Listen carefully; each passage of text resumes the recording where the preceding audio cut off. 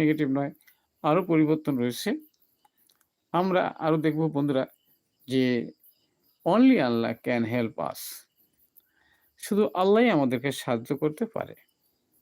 এই নিয়মটি কিন্তু তোমাদের 6 থেকে 12 ক্লাসের সবারই কিন্তু রয়েছে। সবারই কিন্তু জানার প্রয়োজন রয়েছে। Only Allah can help us. তার এখানে অ্যাফার্মেটিভ রয়েছে। তাহলে সেটাকে আমাদের নেগেটিভ করতে হবে। সেটা কিভাবে নেগেটিভ করব? তাহলে অনলি থাকলেই যার পরিবর্তে আমরা নান বাট নেব। আর নান বাটের অর্থ হচ্ছে ছাড়া। তাহলে আল্লাহ ছাড়া আমাদের কেউ সাহায্য করতে পারে না।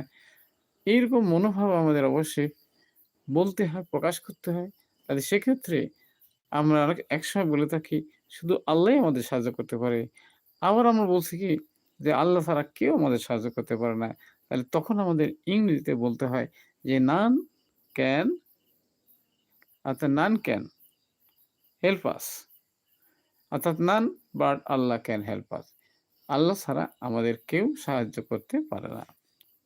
কারণ আমরা যত পাওয়ারফুল থাকি, অনলি শুধু আল্লাহ আমাদের সাহায্য করতে পারে। When we fall in danger